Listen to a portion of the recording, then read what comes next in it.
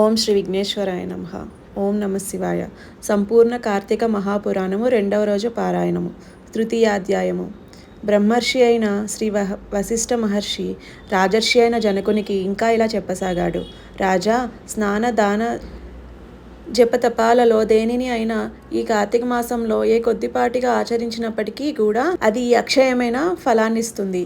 ఎవరైతే లలాసులై శరీర కష్టానికి జడిసి కార్తీక వ్రతాన్ని ఆచరించరో అటువంటి వాళ్ళు 100 జన్మలు కుక్కలుగా పుడతారు. కార్తీక పౌర్ణమి నాడు స్నాన దాన జప ఉపవాసాలలో ఏ ఒక్కటి కూడా ఆచరించని వాళ్ళు 1,000,000 పర్యాయాలు చండాలపు యోనులలో జన్మించి తుదకు బ్రహ్మరాక్షసులుగా పరిణమిస్తారు. ఇందుకు ఉదాహరణగా ఒక గాథను చెప్తాను, వినుము. తత్వనిష్టోపాఖ్యానము.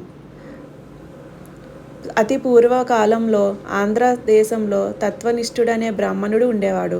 సకల శాస్త్ర పారంగతుడు, అసత్యములను పలుకనివాడు, అన్ని భూతముల యందును దయాళువు, తీర్థాటన ప్రియుడు అయిన ఆ విప్రుడు ఒకానొక తీర్థయాత్ర సందర్భముగా ప్రయాణిస్తూ మార్గమధ్యంలో గోదావరి తీరాన గల ఒకానొక ఎత్తైన మర్రిచెట్టు మీద కారు నలుపు కాయఛాయ గలవాళ్ళు, ఎండిన డొక్కలు కలవాళ్ళు, ఎర్రని నేత్రములు, గడ్డములు కలవాళ్ళు, గుచ్చబడిన ఇనుప తీగలకు మల్లె పైకి నిక్కి ఉన్న తల వెంట్రుకలతో, వికృత వదనార విందాలతో, కత్తులు కపాలాలు ధరించి సర్వజీవ భయంకరులుగా ఉన్న 3 బ్రహ్మరాక్షసులను చూశాడు.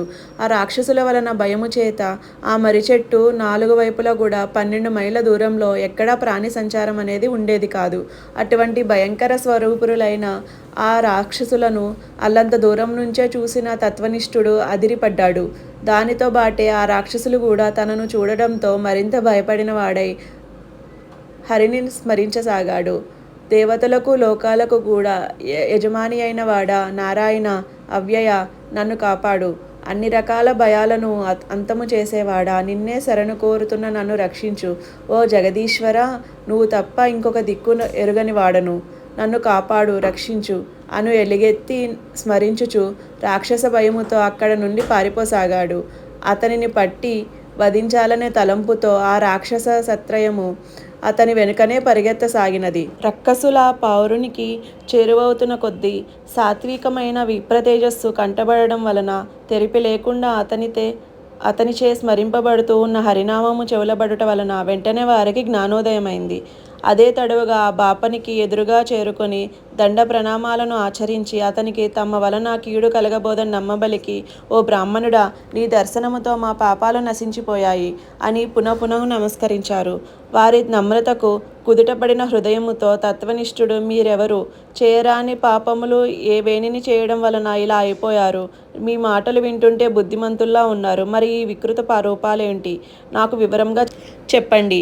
మీ భయబాధావళి తొలగే దారి చెబుతాను అన్నాడు. ద్రావిడుని కథ. పౌరుని పలుకులపై ఆ రక్కసులలో ఒకడు తన కథనిలా వినిపించసాగాడు. విప్రోత్తమ, నేను ద్రావిడుడను.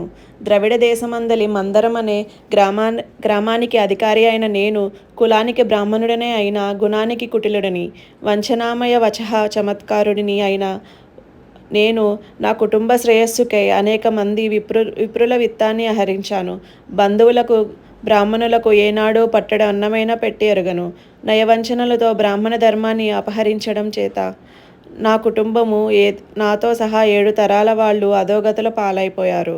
మరణానంతరము దుస్సహమైన నరకయాతనలు అనుభవించి చివరికి ఇలా బ్రహ్మరాక్షసుడనయ్యాను.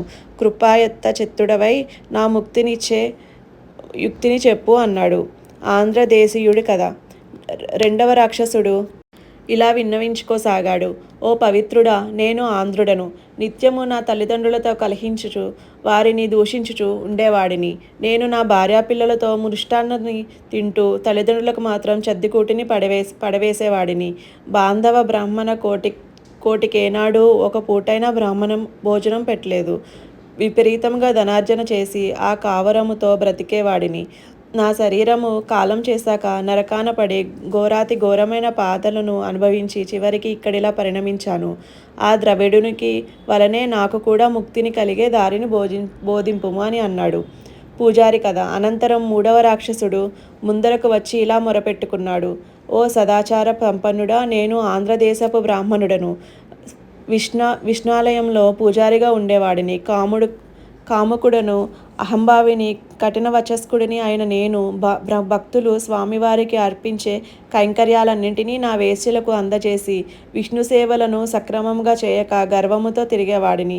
తుదకు గుడి దీపాలలో నూనెను కూడా హరించి వేశ్యలకు దారపోసి వారితో సంభోగ సుఖములను అనుభవించుచు పాపపుణ్య విచక్షణ రహితుడనై ప్రవర్తించేవాడిని.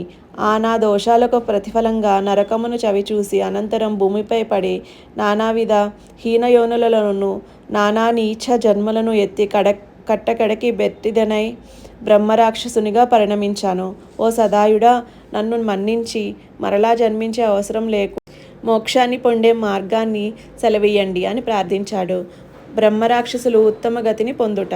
తమ తమ పూర్వ భవకృత మహాగ రాశికి ఎంతగానో పశ్చాత్తాపడుతున్న ఆ రక్కసులను అభయమిచ్చి భయపడకండి, నాతో కలిసి కార్తీక స్నానానికి రండి, మీ సమస్త దోషాలు నశించిపోతాయి అని చెప్పి వారిని తన వెంట బయలుదేరదీశాడు ఆ బ్రాహ్మణుడు. అందరూ కలిసి కావేరీ నదిని చేరారు. అక్కడ తత్వనిష్ఠుడు బ్రహ్మరాక్షసుల నిమిత్తమై సంకల్పం చేసి తాను స్వయంగా ముందు స్నానం చేసి పిమ్మట రాక్షసుల చేత కూడా స్నానం చేయించాడు.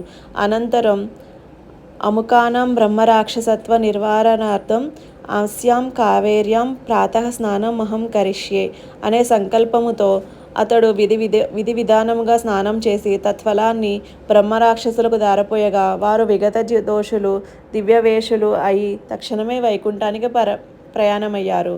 విదేహరాజా, అజ్ఞానము వలన గాని మోహ ప్రలోభాల వలన గాని ఏ కారణము చేతనైనా గాని కార్తీక మాస సూర్యోదయ కాలాన కావేరీ నదిలో స్నానమాచరించి విష్ణువును పూజించిన వాళ్లకు నిస్సందేహంగా 10,000 యజ్ఞాలు చేసిన ఫలం కలుగుతుంది.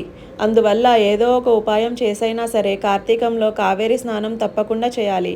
కావేరీలో సాధ్యం కాకపోతే గోదావరిలోనైనా సరే మరెక్కడైనా సరే ప్రాతః స్నానం మాత్రం చేసి తీరాలి. అలా ఎవరైతే కార్తీక దామోదర ప్రీతిగా ప్రాతఃస్నానం చేయరో వాళ్ళు 10 జన్మలు చండాలపు యోనులలో పుట్టి అనంతరం ఊరపందులుగా జన్మిస్తారు సుమా. కాబట్టి ఎటువంటి మీమాంసతోటి నిమిత్తం లేకుండా స్త్రీలు కానీ పురుషులు కానీ కార్తీక మాసంలో తప్పనిసరిగా ప్రాతఃస్నానం ఆచరించాలి. ఒక జనకుడు అడుగుతున్నాడు, హే బ్రహ్మర్షి, నువ్వింతవరకు కార్తీక మహత్యాన్ని అసాధారణ ధోరణిలో చెప్పావు. అయితే ఏ సంకల్పంతో ఈ వ్రతం ఆచరించాలో ఏ దానాలు చేయాలో కూడా తెలియజేయు. వశిష్ఠ ఉవాచ. అన్ని పాపాలను మన్ను చేసేది, పుణ్యాలను అగణ్యాలుగా మార్చేది అయిన ఈ కార్తీక వ్రతఫలాన్ని సంకల్పము అనేది హాస్యాస్పదము. ఈ కార్తీక వ్రతం ఆచరించడం వలన నశించినంతటి పాపం అనేది ఇంకా ఈ ప్రపంచంలో పుట్టనే లేదు. అందువల్ల వ్రత ధర్మాలను తత్ఫలాలను చెబుతాను విను. కార్తీక మాసము సాయంకాలము శివాలయంలో దీపారాధన చేయడం వలన అనంతమైన ఫలము వస్తుంది.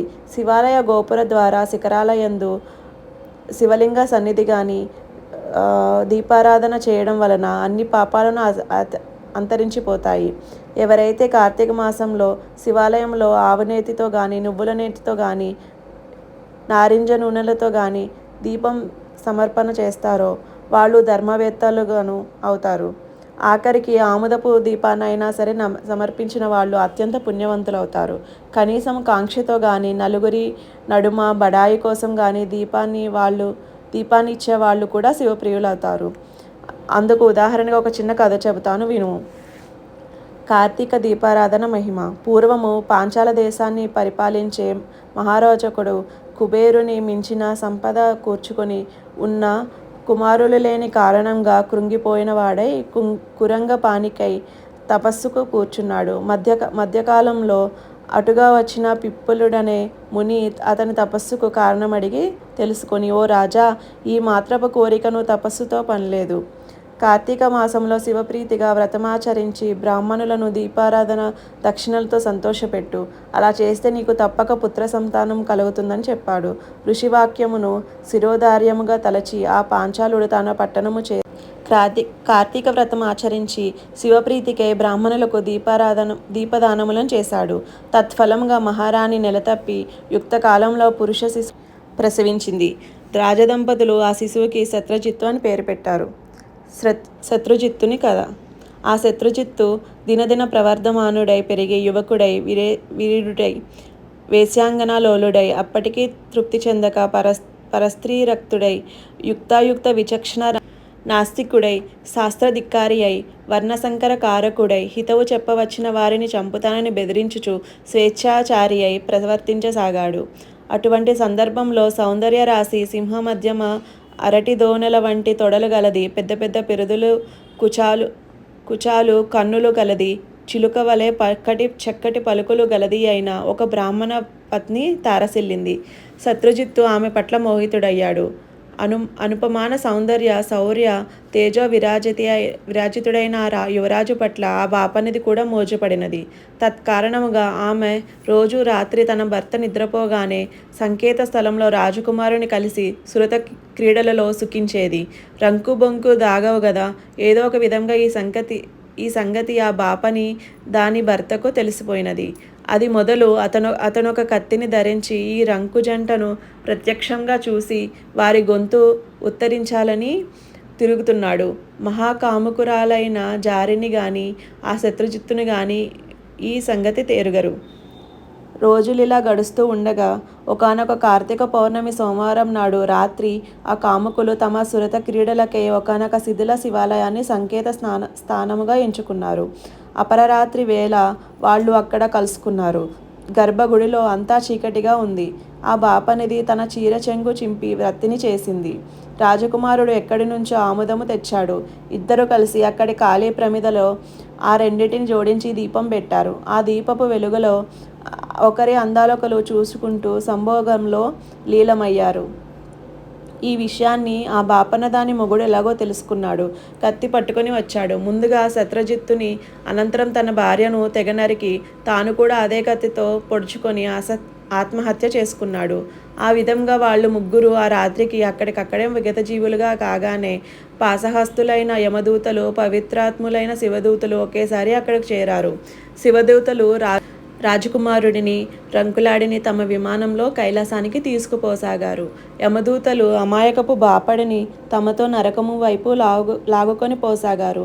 అందుకు అచ్చరువు పడిన పారుడు, ఓ శివదూతులారా, కాని పని చేసిన వారికి కైలాస భోగము, నా వంటి సదాచారునికి నరకయోగమా అని ప్రశ్నించగా అందులకు ఆ శివదూతలు, వీరెంత పాపాత్ములైనా ఈరోజు కార్తీక పౌర్ణమి సోమవారం కాబట్టి శివాలయంలో, అందులో శిథిలాలయంలో శివలింగమునకు ఎదురుగా దీపారాధన చేశారు గనుక వారి పాపాలు నేరాలు నశించి పుణ్యాత్ములయ్యారు. ఏ కారణం చేతనైనా సరే కార్తీక మాసంలో, అందులో పౌర్ణమి నాడు, పైగా సోమవారం నాడు దేవాలయంలో దీపారాధన చేయడం వలన అత్యధిక పుణ్యాత్ములైన వీళ్ళని పాపకర్ములుగా భావించి చంపిన కారణంగా నువ్వు పుణ్యహీనుడవై పాపాత్ముడివి అయ్యావు. అందుకే నీకు నరకము, వీరికి కైలాసం అని చెప్పారు. బ్రాహ్మణుడికి శివ పారిషుదులకు జరిగిన ఈ సంభాషణను విన్న శత్రుజిత్తుడు తాను గలుక చేసుకుని, అయ్యలారా, దోషులము మేమై ఉండగా మాకు కైవల్యం ఇచ్చి మమ్మల్ని చంపి పుణ్యాత్ములను చేసిన ఆ అమాయకుడిని నరకం పంపడం భావ్యం కాదు. కార్తీక మాసం దొడ్డదైతే, అందున పౌర్ణమి గొప్పదైతే, సోమవారము మరీ అయినందున దీపారాధన మరీ పుణ్యకరమైనది అయితే, మాతో బాటే కలిసి మరణించిన ఆ బాపనికి కూడా కైలాసం ఇయ్యక తప్పదని వాదించి అడిగాడు. తత్ఫలముగా శత్రుజిత్తు తాను తన ప్రియురాలు ఆచరించిన వత్తి తైలములను పుణ్యమును తాముంచుకుని ఆ దీపమును వెలిగించిన పుణ్యమును ఆ బ్రాహ్మణునికి దారపోయగా శివదూతులు విప్రుని కూడా యమదూతల నుంచి విడిపించి తమతో కైలాసానికి తీసుకుని వెళ్ళారు. కాబట్టి ఓ మిథిలా నగరాధీశ్వర, కార్తీక మాసంలో తప్పనిసరిగా శివాలయంలో కానీ విష్ణువాలయంలో కానీ దీపారాధన చేసి తీరాలి. నెల పొడుగునా చేసిన వాళ్ళు జ్ఞానులై తద్వారా మోక్షాన్ని పొందగలుగుతారు. అందులో శివాలయంలో చేసిన దీపారాధన నిరంతర మోక్షప్రదాయనిగా గుర్తించు. నా మాట విని కార్తీక మాసము నెల పొడవునా నువ్వు శివాలయంలో దీపారాధన చెయ్యి. ఏవం శ్రీ స్కాంద పురాణాంతర్గత కార్తీక మహత్యమందు చతుర్థాధ్యాయము సమాప్తం. 2వ రోజు పారాయణం సమాప్తం. ఓం నమః శివాయ.